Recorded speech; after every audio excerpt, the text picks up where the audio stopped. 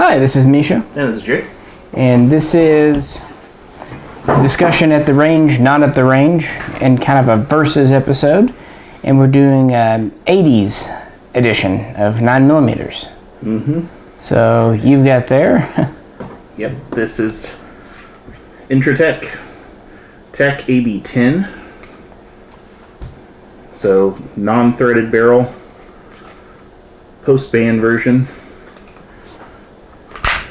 Yep, that would have been introduced after the 94 assault weapons ban, the federal one. Very few changes. They had to lighten it up because of the whole definition, so a little bit shorter, a little bit lighter. But yeah, mostly just not having a threaded barrel and making sure that the mags they shipped with were quote-unquote pre-ban. There was something to do with the weight as well on these. That's right? what I say. Yeah, the weight. Yeah, they a lot of those guns they ended up, not just that one, but a lot of that type of gun they ended up having to make a slightly shorter barrel or skeletonized. You see it a lot on the AR pistols. Like they did the Bushmaster Carbon 15 so they could have it light enough. Assault pistols. Can you imagine what those people would say if they saw like your Swiss pistols with I don't know talking about barrels? Most of them are still alive. They have. And here to kind of go with, we've got a Calico or Calico Vision model 951, also a 9mm, and these Correction, that is an M950 is the way it is marked. Oh, M9. Okay, yes. Look at the thing. That's what I originally said. And it is, yeah. It's Wikipedia for you. Yeah, exactly. But these came out in the 80s. They were a civilian little gun.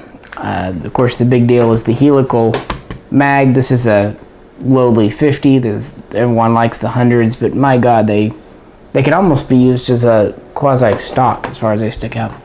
But yeah, these were made in the 80s, kind of carried through the 90s. They pretty much were killed by the assault weapons ban because their thing was the mag. So if they had to ship these with 10-round mags, it just wasn't doing. So yeah, this one came into the shop about a month ago, and we were going to do a video last range trip, but we had an incident I'll talk about in a bit.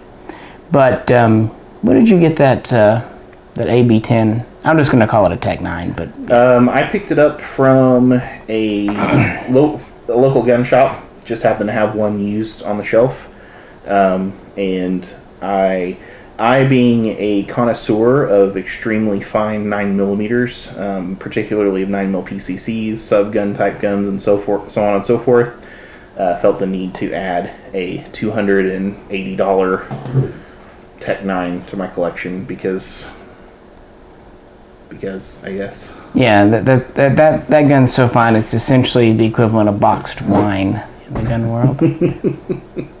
Whereas this gun is more like the hobo jugs of wine. Sure. You have the little hobo. This is this. Yeah. It even has like a jug shape. But yeah, this one just came in, and we thought it'd be kind of fun to put them up against each other, and just 80s goodness. Your Tec-9 there is striker fired with just a straight blowback. It's a tube gun. It's got a pretty cool safety though. Yeah, push the lever in there, and dead trigger, and you can't cock the bolt. Pull the lever out, and cock it, fire it, etc. Yeah. It very kind of goes back to its original roots as a potential, they were hopeful, submachine gun in Sweden, but never happened. This, on the other hand, is a little more, trying to point this at you, HK-like. You can see the cocking handle. It is non-reciprocating, and it uses a roller delay system. It's not straight blowback. It has an ambidextrous safety, which is pretty neat for the 80s. Has a kind of a manual bolt hold open device here, although not an automatic one. And the handguard is extremely MP5 style, even held on with a push pin. And it ejects downwards, correct? Yep. Yeah, it looks like there should be a mag here. Nope, it ejects down. In fact, a lot of this kind of reminds me in some ways of the P90 or PS90 because it has a top-loading, large capacity feeding device, and it just kind of sits down and then locks in on both sides and then ejects downwards.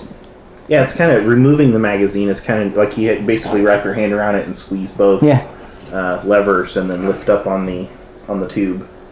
And then putting it in, it just kind of pops in. Yep.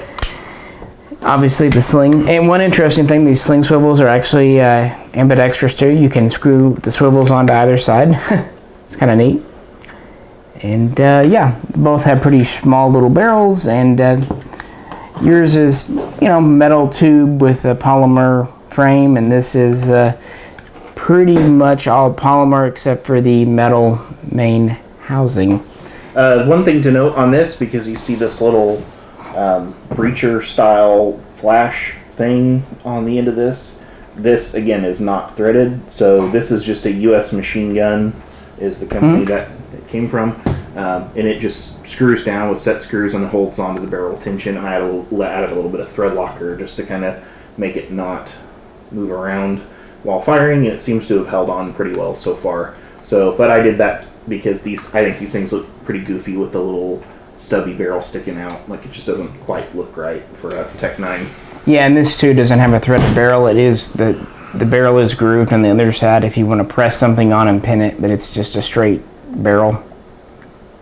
Which I think if I owned it, I'd put something on just for safety's sake, because I could see someone doing that, trying to do like a tactical AR grip and then not have a thumb. C-clamp with your yeah. At least pistol. Put something very pokey on the end. Yeah. So if they went to do it, they'd know. Yeah. But yeah, so before we took these to the range, which we're going to get to shooting in just a minute, what did you think? What were you anticipating? So I expected the Tec-9 to work pretty much most of the time, and only because you have joked before that I have the most expensive Tec-9 in the country, and you're probably not far off, because I had to track down a lot of original parts, original magazines at the time. I found some light new in box factory magazines that were $50-$60 each. One thing to point out, those are nice mags because they're based on the Suomi trapezoidal, so yeah. Very similar. So I tracked down a couple of those. Those are $50-$60 each at the time. I'm not sure what they are now, because nobody's making them as far as I know. And then had to replace some internal parts. I had to get a new extractor for it, and by the time I got all that done, I had about as much if not more in the gun just to get it to function as I did in the gun itself. So it's it shoots though. I mean, it's pretty much now it is practically 100%. So with the ammo that I've tested it with up until today, it's worked 100%. So I expected this to work pretty well. I was leery on that one, because when you first got that gun, someone had goobered the magazine. Yeah, and I'll show them that. Yeah, I brought out this mag is a good example of what not to do with one of these, as it originally came with. Which we can get into it, but yeah. So between that and having never fired a Calico and just look at it, Yeah. I was not expecting much, but again, have had no hands-on experience or trigger time before it. So yeah, helical mags. Yeah, and you wind it up. It's like a drum mag. Drum mags have always been very questionable in quality and function, so I wasn't sure on the helical mag. Yeah, I thought the roller delayed system would probably be good, because while they're both essentially striker fired, at least the roller delay gives it a little bit of buildup of inertia. The MP5s work well. It's a smooth bolt, but yeah, I too was pretty skeptical, especially after the first mag being busted, thinking, oh, if they're that delicate, how is this really going to work? And so I kind of thought the core gun would be decent, but I thought the shortfall would be the mag, whereas with the Tec-9, I think the mag is decent, but sometimes the Tec-9 itself is the shortcoming. Like, you said, you had to replace parts. Right. So we were going to do this back in November, but had to get a replacement mag. To his huge credit, the guy that traded this in did, when I told him the first mag was completely jacked, he immediately found another one and sent it to me. So, hey, did the right thing. That's all you can ask. So we got that, and next range trip, which was today, we took them both out and a few different types of ammo. And yeah, we'll throw up the range and then come back and talk about if our perception ended up being reality. Go. First shots.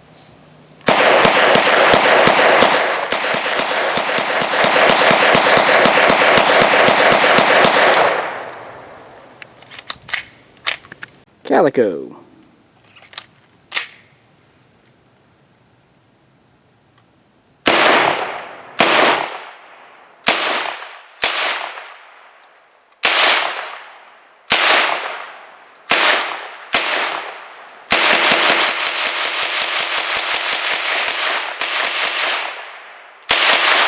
It's really weird trying to line the sights up. Why? Calico. Now we're going to try it with steel-cased wolf. Boy,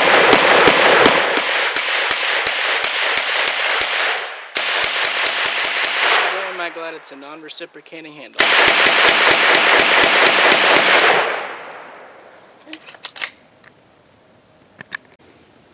Tec-9, or rather AB-10, I guess. Cool. AB-10. Click. AB-10. So Misha, may not have been shooting it correctly, so I'll try to shoot it correctly and see if I can get it to cycle. You're the Tec-9 spurt. Click, no bang. Live round.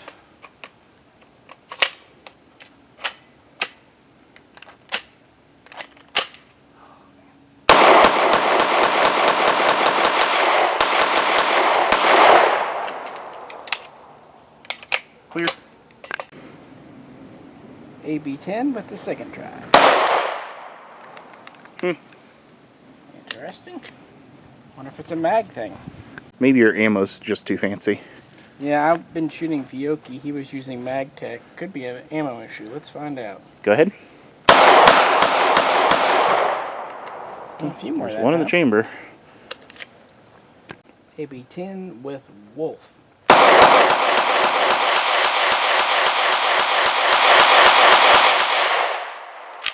So you're trying to use this fancy Italian brass cased or brass jacketed stuff. What you needed is some good old dirty Russian steel case in there.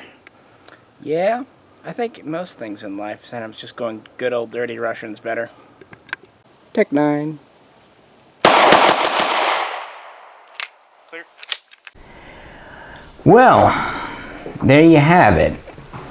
Interesting day. First off, the Calico had no failures, did it? No issues. Nope. Yeah. No failures. After the jacked up mag, we were very careful in loading that.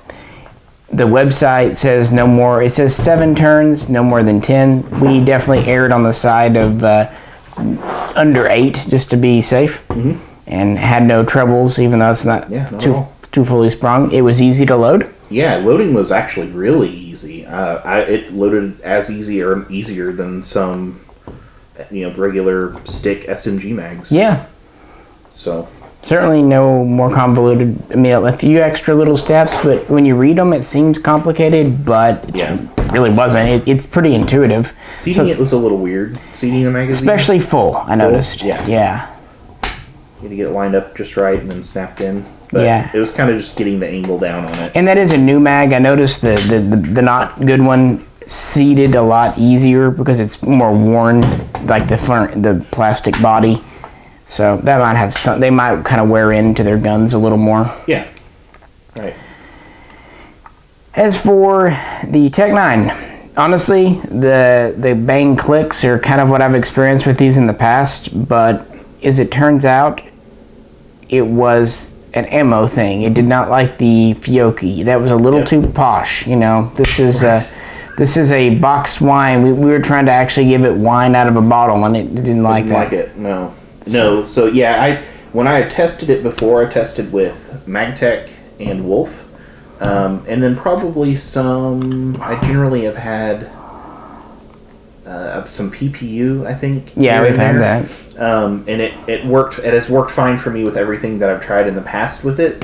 So going from that, the very first shots we tried today was with your Fiocchi, and it was basically not kicking the bolt back far enough to reset the firing. Enough to pick up a round, but because it's a striker gun, it can come back enough to get that round and even chamber it, but not to fully. We also had a few cases, though, where it hit the primer, but it seems like it was either a hard primer or a light strike. Either way, it just didn't. And when we were and when we were shooting other ammo, you could feel the Wolf had more power, for example. I noticed it seemed to cycle a little bit more reliably too. Whenever instead of aiming like this, I turned it to the side. It was really weird.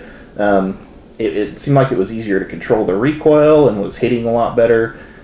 So I guess the sights, which are just these basic sheet metal, very fat, very wide sights, are really more ornamental than anything. And I thought this was the sight. Oh yeah, that would make sense. I guess depending on it's ambidextrous, right? So if you're a lefty, you can hold it this way. Yeah, there you go, perfect. Yeah, so that's not at all uncomfortable. No, yeah. But anyway, just one of those eccentricities with the Tec-9 that you might notice whenever you're and striker fired guns can be that way. A lot of my builds and things, they like hot ammo. And we were using 115 grain because that's just generally what's available. Yeah, sure. Yeah, but once we switched from the his Fiocchi to the Wolf and to the MagTech, had no issues. And that's been after I refurbished it, got new mags. I had the one mag that came with it. I had to reshape the feed lips on it because they were bent to make it a little bit more reliable. It's been pretty close to 100%. Yeah, I'm not going to say it's been 100% because I haven't shot it a ton, but probably 200 rounds or so through it without any failures other than with the ammo. This might even be the one that's in it right now, is maybe even a modified Xiaomi, but either way, the idea is it is a double stack and basically double feed, but it has this interesting trapezoidal shape. Also, these,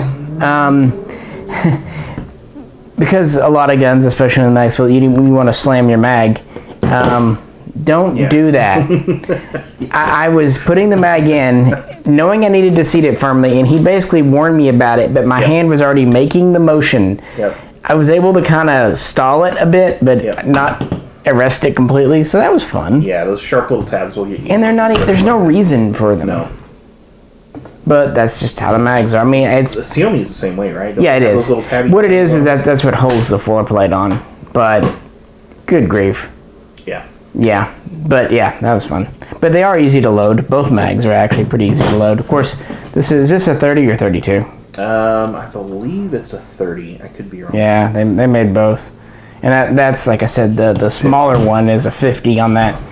Yeah, and to talk about the jacked up mag, what someone essentially did, amongst other things, they broke off the knob for some reason, probably when they were over tightening it. And they just completely, and that's the major danger of these, is if you just keep torquing it and torquing it and torquing it and torquing it. The previous owner, not the guy that traded in, but the guy before him, he had just, I don't know, maybe his kid did, but it was so wound up, this snapped off, just completely disconnected. So when the guy who traded into me came over and helped me try to work on it, he got it disassembled, and he said the spring just went. It was so wound up tight. Yeah. But then it's completely. Yeah, it was so tight you couldn't even hit the button. No, the button was. Even now it doesn't fully work because it's broken, but at least you can move it now. Before you couldn't. So yeah, with that experience of seeing how just someone could just mess the mag up seemingly so easily, we didn't know what to expect, but. Yeah, it worked well, 100%. With both your ammo, with that Fiocchi ammo, and the stuff that I had. And the Wolf and the... It's just brass and steel. And I would say it had a little less felt recoil than the Tec-9. It did, yeah. I think it was it had a very gentle push in the recoil. It was not at all snappy. Of course, it's a hefty gun, but... And it's a blowback. I mean, it's a roller delay. Roller delay, so, which I'm sure goes some ways, but... The trigger is weird on it. I would actually say the Tec-9 trigger is a little bit better because it's got this kind of long pull and then it has a kind of a kerchunk whenever it shoots, which is strange. So it's a little odd, whereas that is a much more conventional... Swappy here. trigger. Yeah, this is, because it is a kind of HK in a lot of ways, but the trigger is not HK because it's a striker, whereas your HK is going to be a hammer fire gun. So it really reminds me of some of those semi-conversions that you have. It's pretty much what it is. It's just it's 2 springs, one for the bolt and one for the striker, and yeah, when you pull the trigger, it goes. Yep. The other thing I did not care for much on the Calico was the sights, because having them on that tall off of the barrel, it was just strange. I kept wanting to aim up and just look down the front sight for some reason instead of having to straighten it out. It is kind of AR-ish. There's not a carry handle, but it almost could be if it wasn't there. And your rear sights, of course, fixed to the magazine. Yeah. So your sights are dependent on the magazine. Well, it does come off. It is a separate piece, like that. But it's on the magazine. And now because again, this mag is so jacked, they don't usually come off that easily. This is actually part of the disassembly. But the nice thing is, if you broke your sight or you wanted a taller or shorter one, you can change the sight out on your magazine. Right. But of course, the Tec-9s are just, like I mentioned before, are just a folded over piece of sheet metal on the front, and then a welded on piece of sheet metal on the back that is kind of crudely notched. So it is what it is on that. You're not going to be doing any precision target shooting with either Tec-9. And both of these were made, for one thing, they have quite short barrels, around 5 inches, 5, 6, and they were made long before braces for a thing. In fact, on that Tec-9, it was a kind of a sort of a little bit of a big deal that it had sling swivel. Back then. I mean, back then, and most people would actually use that swivel with a short sling, put it around their shoulder and then stretch it out and kind of brace it with the sling. Makes sense. That was an early way of shooting those with some extra control for safety. But yeah, it's a different time. Yep. Very different time back then. I would say also the front sight on this is easily adjustable, which is kind of neat. Knobs here. The front on this is a folded piece of sheet metal that's welded to the gun. It is windage adjustable with a hammer. You just bend it to the smack the hammer. If you smack the hammer hard enough, it will adjust. Yeah, just move it. Yeah, that's a good point. Yeah. So it's more of a permanent thing. Or alternatively, as we mentioned, just use the lines on the side of the gun. Yeah, there you go. So. But yeah, who doesn't like 80s guns, and PCCs are so popular today, and these are among the early PCCs, including... Yes, they're not carbines, they're pistols. I get it. Yeah. We understand the difference between carbines and pistols, but PCCs become shorthand for semi-automatic pistol. Well, we could just be saying PCP all the time, because that doesn't have any negative connotations at all. Pistol caliber pistols. We shot up some PCPs last night. Yeah, that doesn't sound bad. Yeah, guys. Yeah, it's like chicken fried chicken, but worse. Yeah, I said pin number in a video last night. So,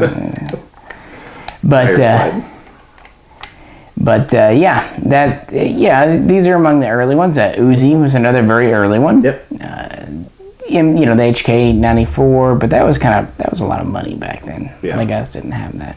Yep. But yeah, these are more of the affordable options for the 80s and 90s. So we thought, why not do a versus type video? Take you to the range with us, and finally this gun's working. So yeah. Kind of pleasantly surprised about the Calico. It's more fun than I thought. We have 2 guns that are I don't know. The Tec-9 is definitely known to be unreliable. I don't know about the Calico. I really don't know either. I don't know. They could be great for reliability historically. I don't know. But we have at least 2 very quintessential old 80s design type guns that we both had pretty good experiences with today. After we both had to replace parts. To be fair, mine was a mag, but yours was a mag. Mine was some internals. Yeah, the same thing. But it goes to show you that they're not military grade designs. No. They have failure points. Yeah.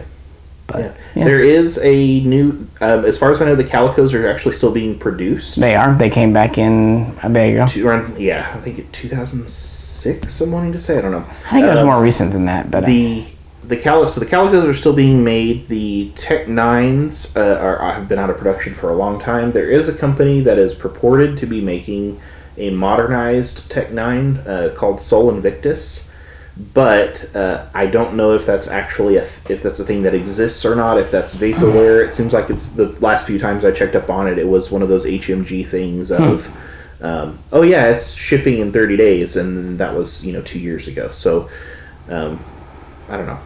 Yeah, well, and I think the Tec-9, there's nothing particularly special about it. It's in this day and age. It seems like it's been surpassed. The PCC market has picked up so much. Yeah. That it seems like it's yeah. I hate to say it, but I think the High Point has kind of replaced it. It used to fill the niche that the High Point carbines kind of plug in now. Yeah. And the High Point is probably better. I mean, say what you will about the High Points, they do tend to be reliable. Right. Yeah. Or Kel-Tec. Right. Yeah. So I see on Sol Invictus's website that there's something saying that it's been released, but for the life of me, I can't actually find any. It was released in North Korea for commercial trial sales. Yeah, so I don't know if that's actually on the market or not. But anyway, that's just. I think we'd be remiss not to mention it. Yeah, fair enough. Oh, okay. No, never mind. I actually am seeing in stock at Classic Firearms for $849.99. Does that mean you're endorsing Classic Firearms? I didn't say any. I did not say that. Fair enough. Nobody said that. Oh no, never mind. This is an AR-9 pistol. This isn't even the same thing. So I don't know. So what you're telling me is Classic doesn't know the difference between an AR-9 and a Tec-9. Got it. To be fair, it could be Google that doesn't know the difference between an AR-9 and a Tec-9. So if you know what the status of the Sol Invictus Tec-9 copy thing is that they were making, please post it in the comments below, because clearly I am not sufficiently educated on it. But it's weird that there's so many articles that are like, yeah, it's released, but then there's none out there, and it doesn't look like they've ever been for sale. Anyway. Alrighty, guys. Well, we have quite a few PCC, PCP, whatever, subguns. I always like calling them subguns. Videos. Check those out. Hope you enjoyed this. It's kind of a little different for us. We mostly do more historical guns, but yeah, it was a nice day and just want to have some fun. And 9's always easy to shoot. Yeah, these designs are what, pushing 40 years old now? Well, yeah, that one would date back.